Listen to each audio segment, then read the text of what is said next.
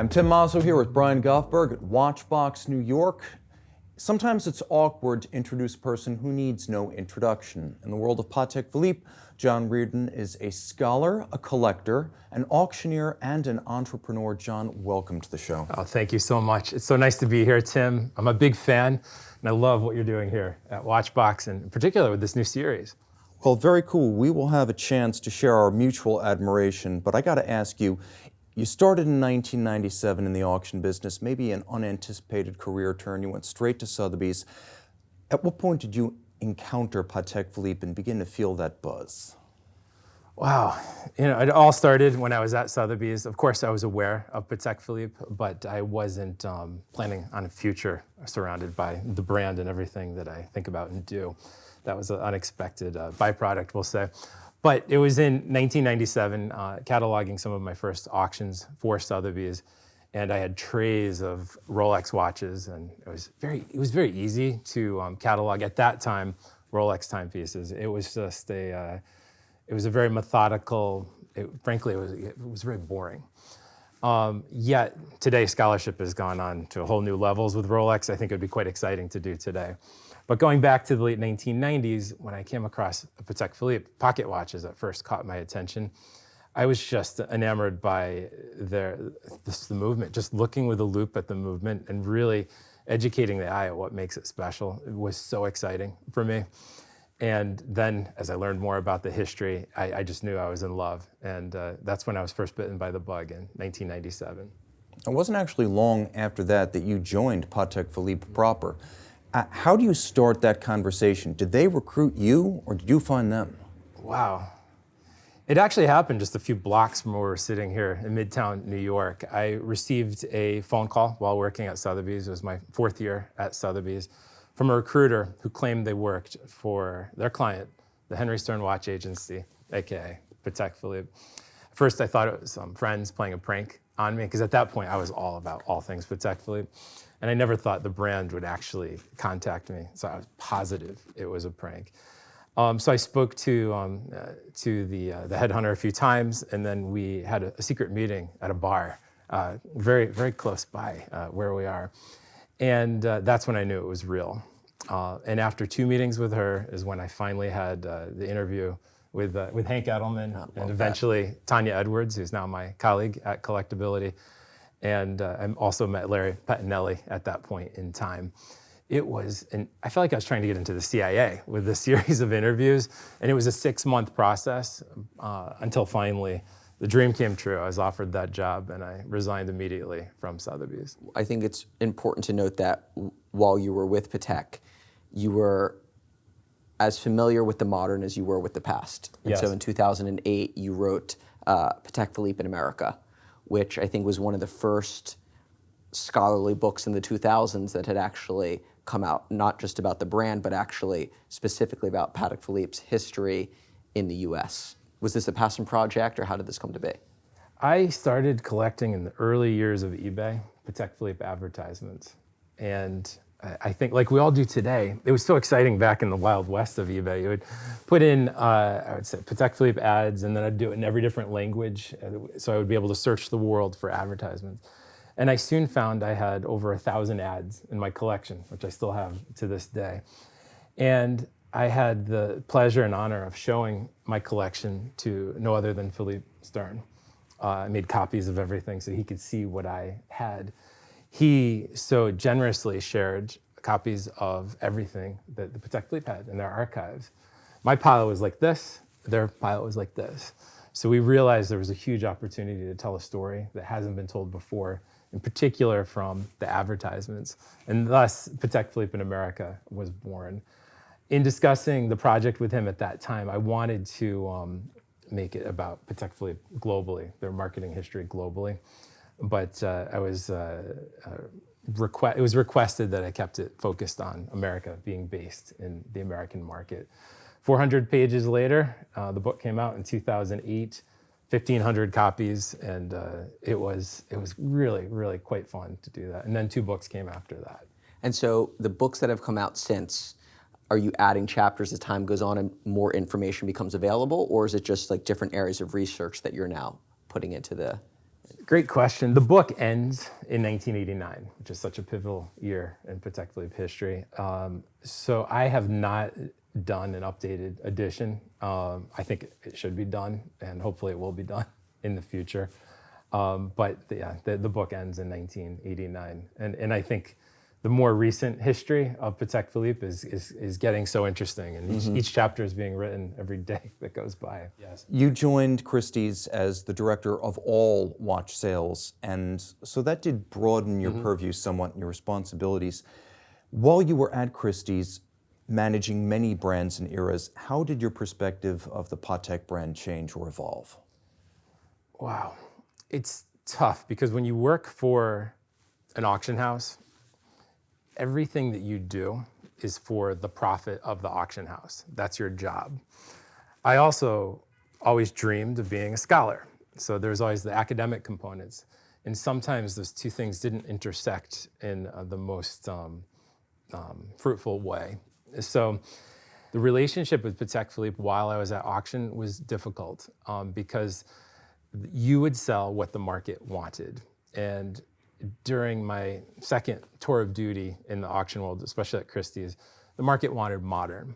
So we were selling a lot of modern pieces that were current production, and people would buy something from a boutique and then they would try to sell it at auction. But my friends at Patek Philippe were watching this closely. They would rather see vintage watches. I mean, that's what's best for the brand. Vintage is vintage, but current production pieces with pieces that were recently sold, showing at auction is frowned upon today as it was a few years ago. So in answer to your question, it was difficult for me to balance those two worlds. And I think ultimately that conflict is what led me to what I do now, is that I'm absolutely so passionate about vintage.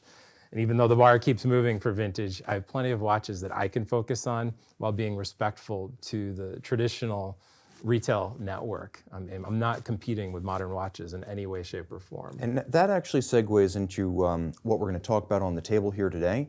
But we need to talk about collectability, which you started in 2019. Yeah. What's fascinating to me is that it's obviously a passion project focused on vintage, but it's not just a vendor business model. You are also focused on scholarship and education.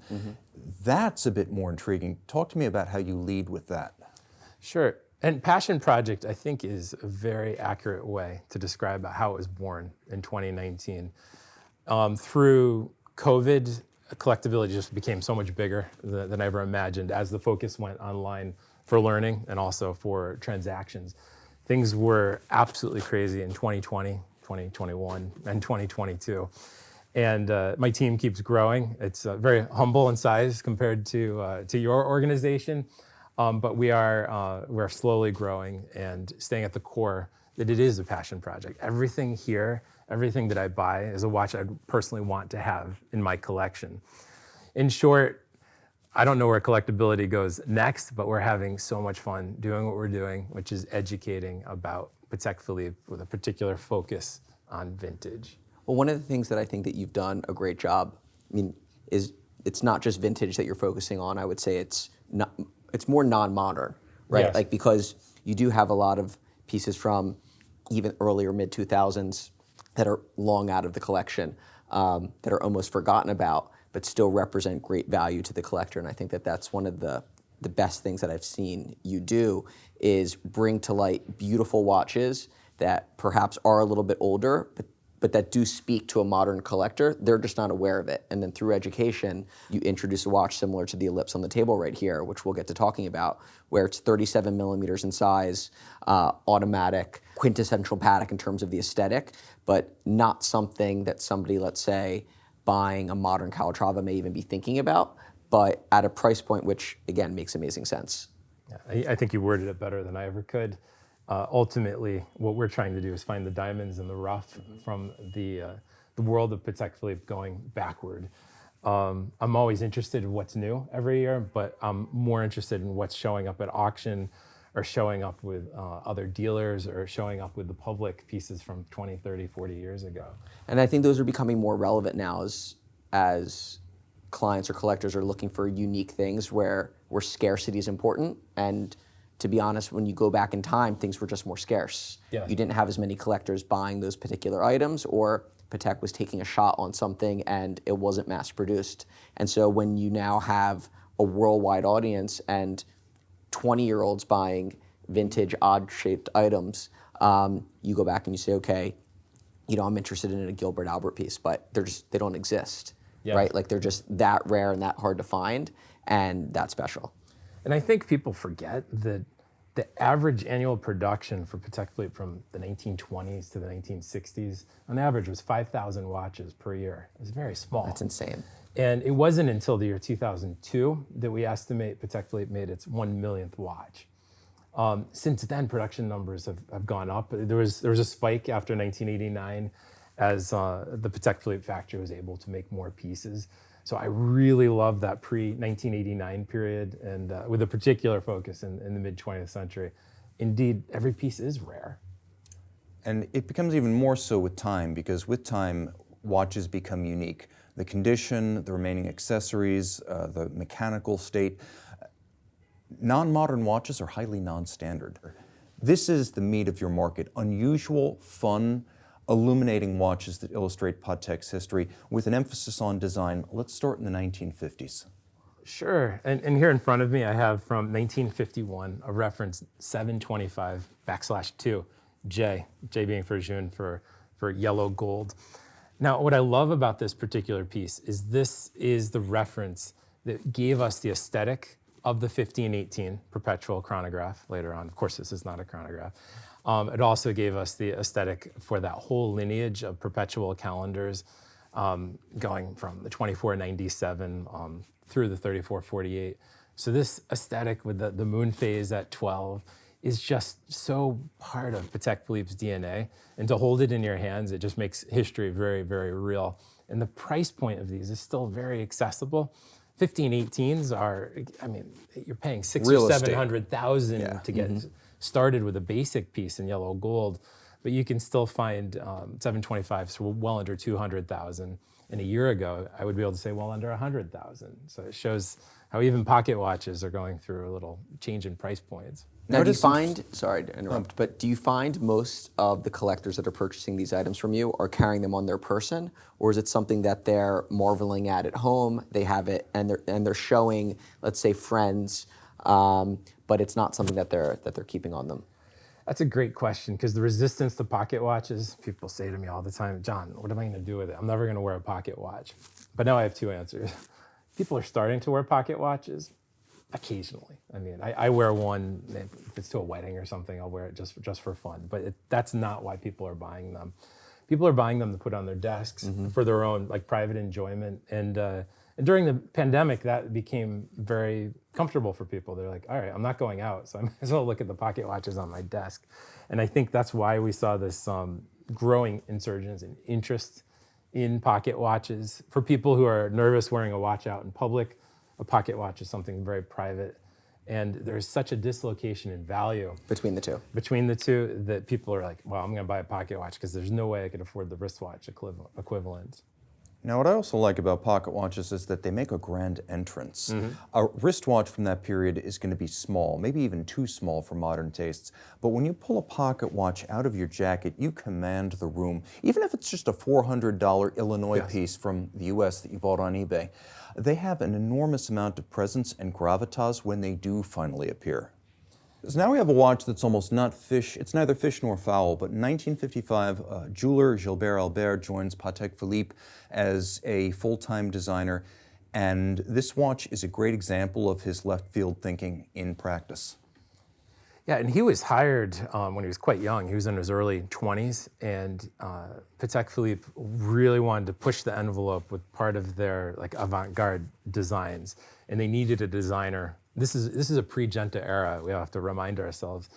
And he made his name, Gilbert Albert made his name in 1959 when he won an important jewelry award in Switzerland. So Patek Philippe wanted to hire the best, and they brought him in, and he was soon in charge of the workshops on the aesthetic side. And he wanted to do something based in his passion, which was organically designed and inspired timepieces. So he came out with the Ricochet collection as we know it. Many of them look like they're inspired by like patterns we'd see on bark finish. This watch I absolutely love. It's a reference 788 because it's inspired by coral. So it's more fish than fowl because it has this undersea appeal to it. And looking closely, it almost looks like a brain coral. And these were not the best sellers at the time. Talking to some, like Hank Edelman, who was traveling in the U.S. selling these during that time period, he said these weren't flying off the shelves in any way, shape, or form. At the time, they would show them in a briefcase. They would bring it to your store and they would say, "Are you interested in this?" They would open up the case, and these would be the ones that would be going home with him. They would not be sold, sadly. But like all things Patek Philippe, there's this ebb and flow. And now they're unbelievably desirable because not many were made. It was only between 1961 and 1968 that the Ricochet collection was out.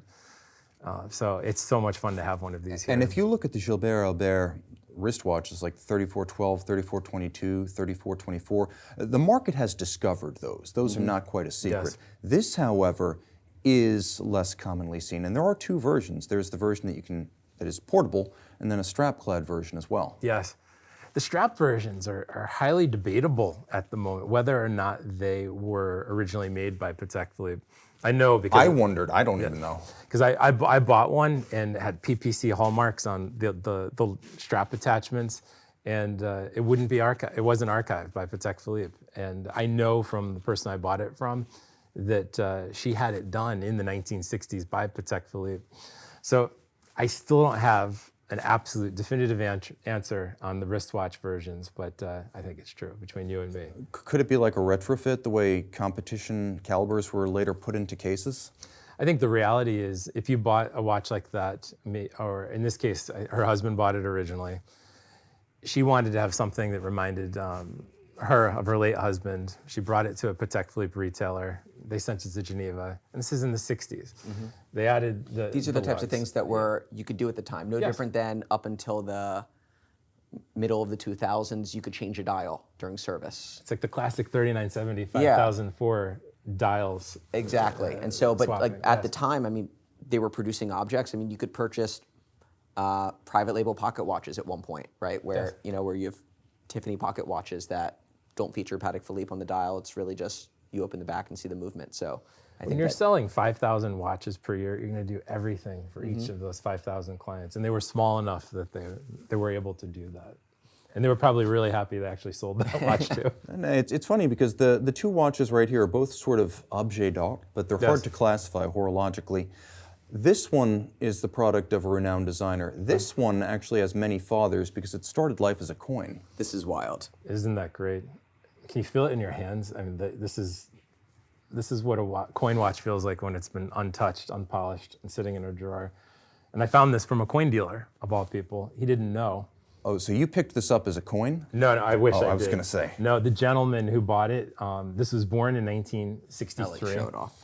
It was born in 63. He bought it in 1981 as a pristine $20 gold piece. And I can only imagine when he took it in his hands, and one day, he told me the story, he found the little rectangle, which I'm even struggling to find right now. It's seamlessly I cut to couldn't the point believe that it's how hard to good a find. job they did. Like it's seamless. It's almost hidden. I'm going to cheat. I found it for a second and then I handed it off. Oh, it's right there. Yeah, And the thing is, no two coin watches open the same way, so you always have to relearn when you find one. There we go. Wow. So he told me when he first opened it, his heart melted because not only does it say Patek Philippe on the dial, it also says Tiffany and Company. Oh. So it's a double signed reference, 803. And these were made by Patek Philippe since 1927. So they're very early. In fact, the first coin watch sold by Patek Philippe went to no other than Henry Graves Jr., which is a really cool side note. Graves being the greatest Patek Philippe collector of all time. And you can just imagine Graves when he lifted up the dial. I mean, this isn't something you'd normally keep in your pocket, but it's kind of a novelty you could show. What's magnificent about it is first that it exists at all because the machining tolerances are insane. But second, that from I guess about the 50s through the 80s, these were regular offerings at Patek, the 801, the 802, the 803. This was not like a one-off novelty. They actually had these available on a going basis. Even when I worked there, we had two of them in the vault up at of the Henry Stern Agency. One of them, we opened it up, I'll never forget. It was set in the bezel. Inside, diamonds, rubies, and a skeletonized movement. Oh, wow. It failed to sell. No one wanted it. And this is only going back 20 years ago. Today, if that watch showed up on the market, I think it could bring $100,000 quite Ironically, easily. like you see all these different objects that they were making at the time, and we're going to see a special one in a little bit, but I think that there was less demand for these than there even is now. Meaning Yes. that there's tremendous demand now. Like if the brand was producing things like this in today's era, I think that there would be a big market for them. And that's the dislocation. When I look at pocket watches, I always think of that word, is that there's, the supply is incredibly low. We only know of 48 of these made by Patek Philippe in existence today. They probably we know they've made more, between 100 and 200. Many of them were probably melted down, I can only imagine. Or sitting in coin collections unannounced. Exactly. I think we should all go to coin shows.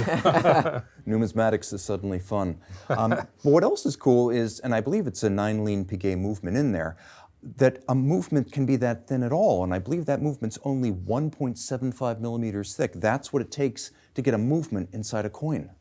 And that is the story of miniaturization. People equate it with the quartz revolution, but it actually goes back much, much earlier. And the first coin watches, and this is very important to know, they weren't all made in-house by Patek Philippe. There was a company named Goyot.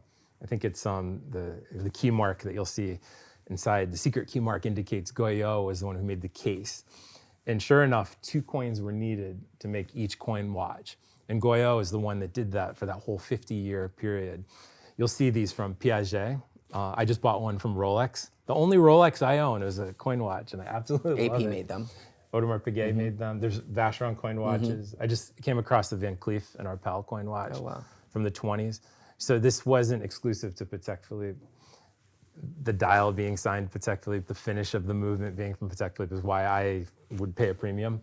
But it shows you that during the era that there was this shared knowledge between companies, less so than today, where being able to produce something entirely in-house is viewed by the market as being very important. And today, everything is about the vertical production, but the Swiss industry was built on buying parts from friends in the mountains. Exactly. And I think that's still a relatively untold part of the Swiss industry. And before the acquisition of Atelier Réuni, case making at Patek Philippe was not really a thing. That's true. And it's no coincidence that Réuni is now, their building is now the Patek Philippe Museum, which is really cool. And you're walking through the hallowed halls of the museum, realizing that so many of these amazing bracelets and cases were made in that building. So this is probably the most famous Patek Philippe case design of certainly the 1960s, maybe the second half of the 20th century. What is it you love about the 3448? Because I'm drawn to the lugs. I mean, they look sharp enough to draw blood. Oh, that's very well said. The first thing I look at is when you're looking at the design vocabulary going back to 1939, 1940, is clearly seen on this watch from 1971. And this 3448 is 10 years into the 3448 production, which started in 1961. Over its 20-year line history, exactly 586 pieces were made. And I think it is one of the most attractive vintage timepieces that you could wear today. And big. And a really nice size, 37.5 millimeters. And you can see the design cues on the current production pieces, particularly the 5236 digital perpetual. That's true. I never thought of that. That it has a very, very regulator. similar lug and case profile. And so you can see that a watch produced then is as relevant then as it is today, and that the brand really does go back and draw from its history when creating the new. And I love when they take design cues from the past. It just really speaks to me. And whenever I pick up a 3448, or for that matter, a 1518, when I'm lucky enough to have one, or a 2499, the first thing I look at is the moon phase under high magnification, because you could see in the imperfections its beauty. I mean, these were handmade enamel moon phase discs, and they just really have so much charm. And I think although this has an industrial look for a watch from the 1970s, when you look at the moon phases, that's just where the heart of it is. The artisanal nature comes out. And that's why it's the perfectly balanced watch. aesthetically and historically. But I think one of the things that they do exceptionally well, whereas other brands will reissue a watch and do their best to reissue it in its entirety, they will take design cues from older references that are a nod sort of to those that know about it, but that most collectors wouldn't even realize that it's being drawn from.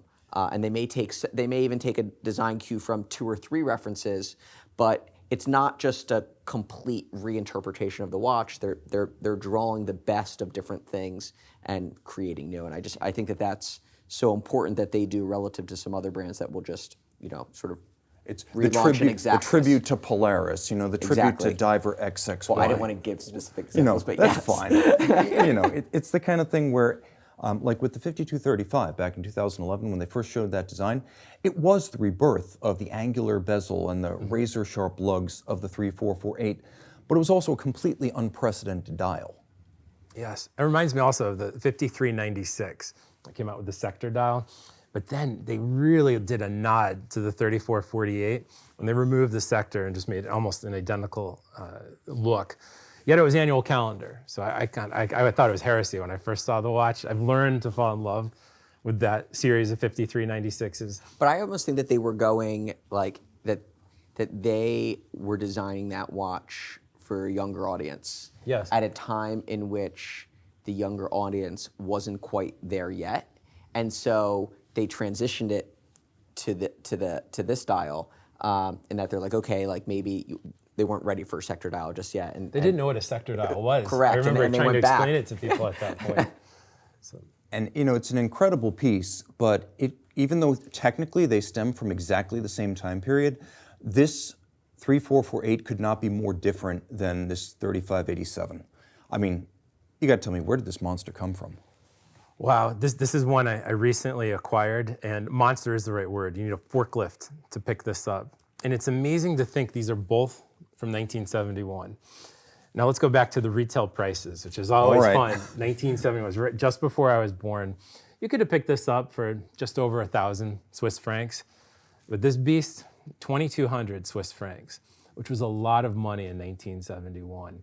I mean, just comparing to 24.99. and for quartz. Yeah, and for quartz. So now you see the disconnect in the value they are today. I mean, these bring less than $30,000 on the market today.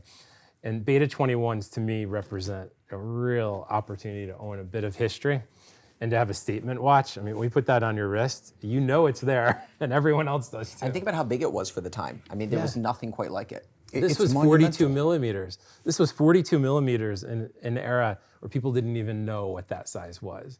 And the bracelet is fully integrated, so this is really all of a piece. It has a massive heft to it, solid case back, and I mean, let's just be perfectly honest. This is probably the most soulful of quartz watches because the Beta 21 has a voice. You can hear it. It's almost like an Accutron. You could feel it like vibrating on your wrist too. It's just one of the pleasures. It's a watch that makes a statement all day long. And rare. Yeah, and we've only seen a few hundred of these resurface. Sadly, a lot of these cases were melted down because there's just so much gold. But today, when we find one with a dial that has its original lume, and look at that, the green, you can see the green lume and the blue dial. It just has this charm and style. And these capture my heart. They're not the easiest watch for upkeep. For anyone that has a Beta 21, you understand what I'm talking about. Now, this predated the Astron.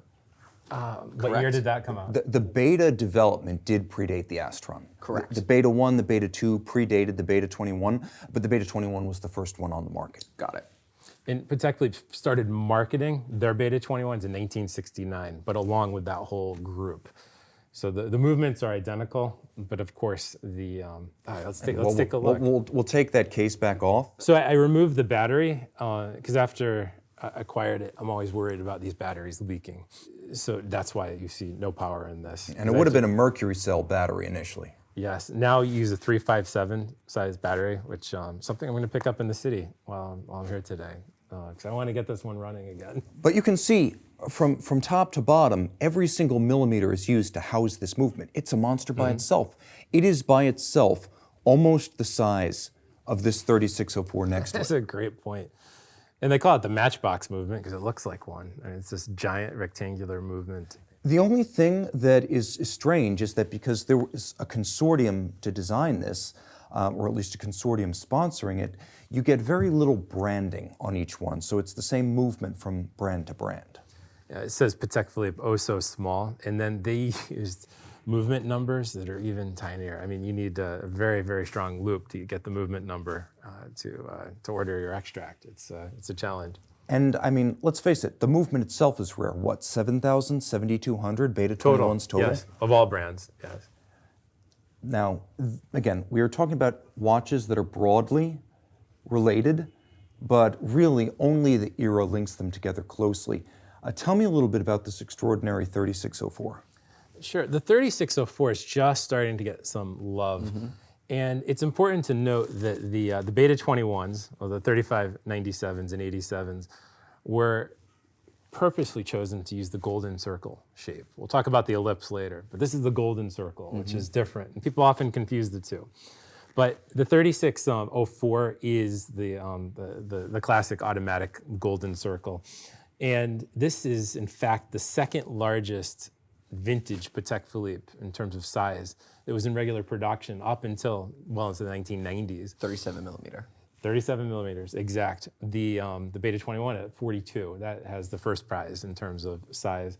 But to have an automatic that was such a large piece, we're not talking about Nautilus now too, but it was just something that was really unheard of at that time. It was a thick watch for the era. And today, it just really fits the modern watch on, it fits the modern wrist on a man or a woman. A beautiful, beautiful size. I mean, I'm a big fan. And so, I mean, you're wearing a 37, 38, which smaller size ellipse. Mm-hmm. But I mean, again, for me, just pretty much the perfect size. I just picked up one myself. But I think that you're gonna see clients moving back towards these watches and these cases, just given just how many different variations there are. And the relative value that you get with the watch. I'll also say this, that watch is part of sort of a running theme on this table, where we've got a Piguet caliber in the coin watch, we've got a Beta 21 in the 3587, and we've got a JLC base in that 3604. It's fantastic. The 3604's base, Patek called it the 28255, is the JLC 920 Bausch, which you'll also find in the original Royal Oak. You'll find it in the original Nautilus 3700. You'll find it in the Vacheron 222. It's funny that though this is a dress watch, that movement made its name in sports watches during the era. And it's a sign that you can have wonderful, historically important watches without this modern stigma of a customer caliber. I could never word it like you just did, but those were beautiful words. So, absolutely. I think the fact that this has the same caliber as the Nautilus and the Royal Oak, among the others, I think this is an important footnote in history. And this is before the era of display backs. So people weren't talking about the movements, they were talking about the function. The fact that it's automatic with date. And that was the message from Patek Philippe at that time. But I love how scholarship has evolved to such a high level that people are comparing and contrasting between the brands during each of these eras. It's a great thing. And look at everything that's going on this dial. Sigma dial, hobnail dial, and an automatic that does not say automatic. Yes, just so refreshing.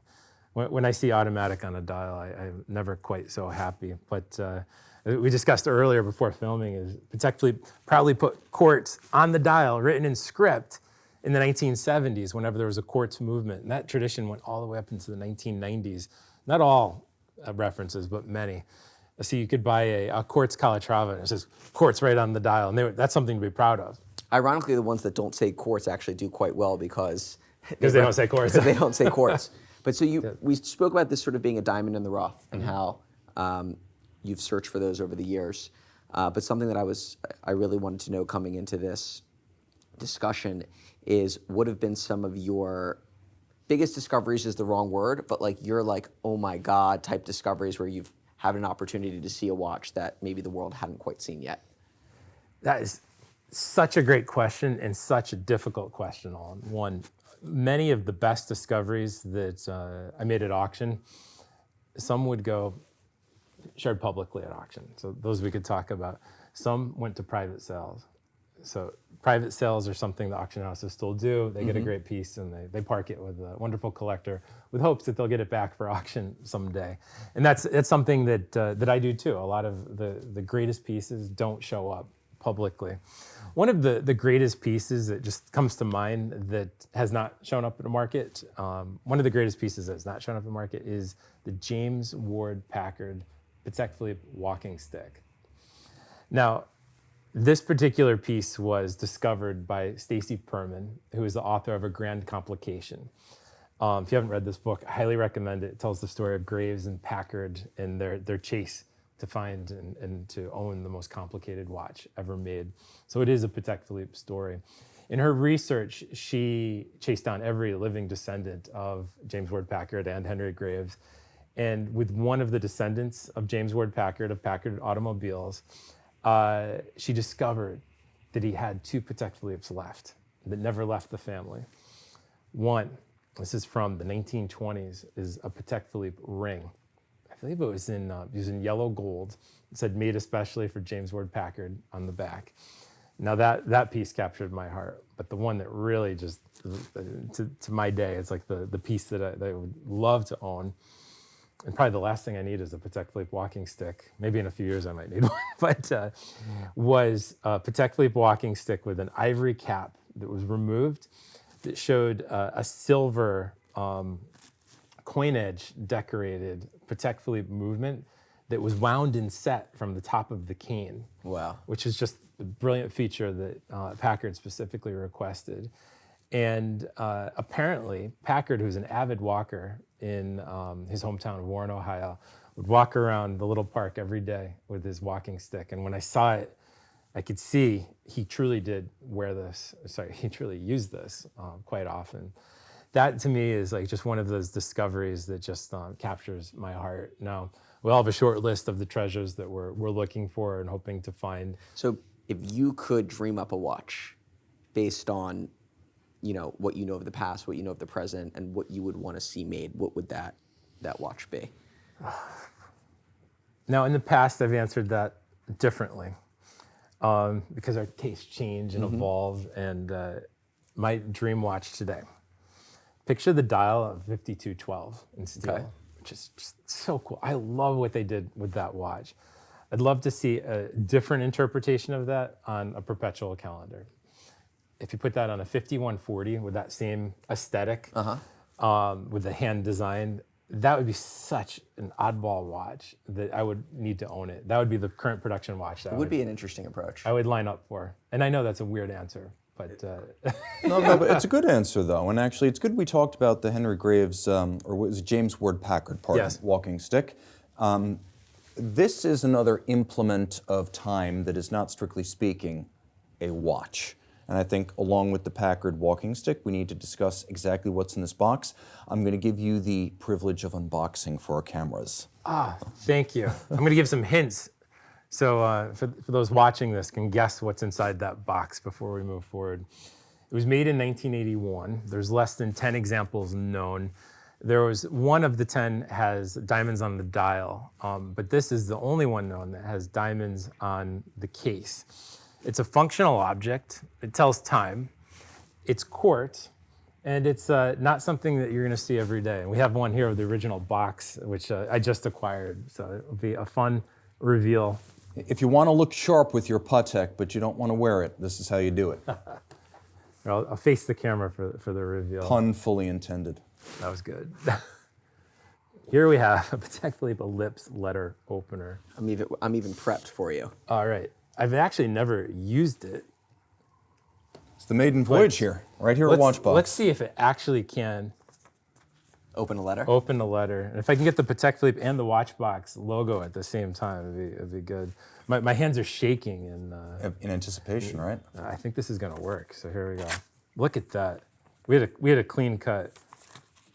Breaking the Geneva seal. Yeah, exactly. This is how you need to open up the watches now. They need, Yeah, right? I was going to say they need a scissors, but I think they've made a scissors That before. should be how you unseal a Patek Philippe.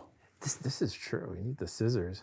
Well, I'll let you take a look at what's inside of that envelope, but Oh, yeah. It's empty, no It's empty. surprises. So what's so incredible about this is its heftiness, but the dial. These blued gold dials are exquisite when they're on their own, and they just have nothing but the blued dial, like we see on the 3738 I'm wearing now.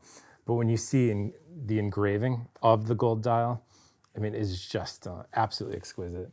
So this is the art of the engraver, the art of the gem setter, the art of the watchmaker, although it's quartz. And these were just made as objets, typically for royalty. This was bought at the Geneva boutique, someone that just wanted to have a bit of fun. And it's just, I've never owned one before. And it's a pleasure to reveal it with you today. Oh, it's my absolute pleasure. This is the thing that the designer of the Patek Philippe sculpture had in mind. He wanted this feeling. He didn't quite hit his target, but he wanted this gilded, Baroque, overly ornate, massively embellished kind of look that actually manages to pull off a rare win for the more is more philosophy. The guy who designed the sculpture really meant to do this. I think that the Ellipse lends itself so well to having artisanal aspects. And because the case itself is simple but also unique. And so you see that here with the engraving, you see it with some of the other modern era pieces that are made. And with regards to like, what would I want to see the brand doing today? And I'd spoken to you about this a little bit earlier, and they've actually done them in the past, was stone dial pieces. And I think that, so that cool. it's something that was done, it went away for a while, but it's now back, right? And so I think the Ellipse acting as the canvas for a lapis dial or malachite or onyx lends itself to both being a simple and exceptional watch at the same time. And I just think that it would completely reinvent and revitalize the entire series. And not only that, but so many collectors are focused on the here and the now and the modern. But I think that then rejuvenates the past. And so you would then have more collectors going backwards in time saying, oh my God, like look at the Ellipse, and then even discovering things like this and discovering watches from the past that they weren't even thinking about. In the 70s and 80s, there were so many different dial variants of the Ellipse, and I couldn't agree more if they brought back some of the stone dials. And I have to say, it was my great regret that the 50th anniversary of the Ellipse came and went without any real commemoration. So I want to just sort of chart the changes between the Ellipses we have on the table. We've got a 5738, which came out in 2008 for the 40th anniversary of the Ellipse, but there's nothing overtly ornate or commemorative about it. Now, if we take this letter opener, now we're reminded that historically the Ellipse has had not only a golden aspect ratio to its case, but also literally solid gold dials. And you see that finished in, well, we'll call it Baroque fashion here. But with the 2021 5738 51G, we got what that 50th anniversary Ellipse should have been, and it continues the engraved dial motif of the opener in a wrist format. It's enamel, it's engraved, it's solid gold, it's unbelievable. And the Ellipse is a canvas, just asking for, and this is to your point, to showcase some of the rare handicrafts. We've seen miniature enameling, but these engraved pieces, to me, are just so beautiful. It's understated, but in a big way. Yeah, the Ellipse letter opener, I called that Baroque. Well, the /51G is Rococo. It's the Baroque of Baroque. And frankly, it's still technically interesting. It has that great 240 micro rotor, which has always been the selection for the more upscale Patek automatics, which I love to see. But again, no one's talking about this watch. Its buzz level on the internet is exactly zero. I think that it's, I think that it's just construed as a very dressy watch.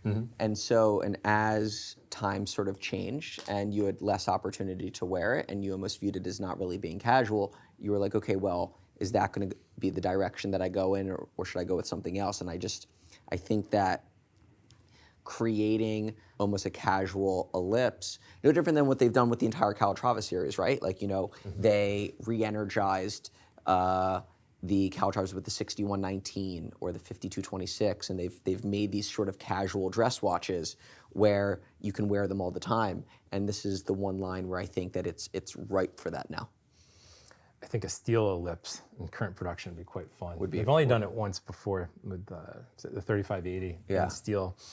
But for them to bring back the Ellipse as a core model, it's less than 1% of their production Correct. today.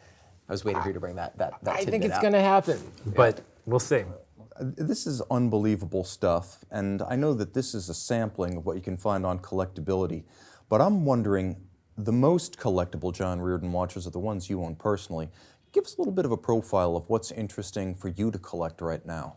I think we're gonna have to do another video of my collection Oh, boy. and another time. I don't share publicly a lot of my pieces. Each of them are like very personal to me. They're not extraordinarily valuable, but they all have some very important personal connections in some way. I have 2 pieces with cases made by Mr. Hagman, which are near and dear to my heart.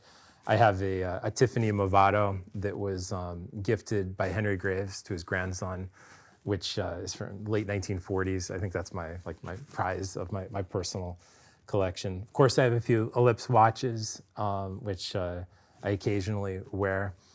And interestingly, the most prized watch in my collection from like emotional point of view is my reference 5064A. And that's a quartz aquanaut, and as you know. And it's because it was the first Patek Philippe that I ever bought while working for Patek Philippe, and it was literally the only one I could afford. And I wear that watch more than anything else. And the fact that that's almost 20 years old now just blows my mind that this little 5064A has been in my life that long. And That's awesome. It's just Have fun. you changed the strap colors? I have, and I just wear black on there, but I have other strap colors, but I haven't dared to do that. But So you're definitely going to want to check out Collectability. John, where can we find you on social media? sure, on YouTube, we have the Collectability channel. I believe I have as many views per year that you have in an hour. So please, please like and subscribe on the Collectability channel. Also, we're on Instagram at Collectability LLC, and the site is collectability.com. We also have a monthly podcast feature, which is still, I'd say, relatively undiscovered, but I just recorded my most recent podcast, and it drops the last day of every month. Excellent. Thank you so much. This has been an absolute Thank you so thrill. much. Absolute you. pleasure. Thank you so much, Brian.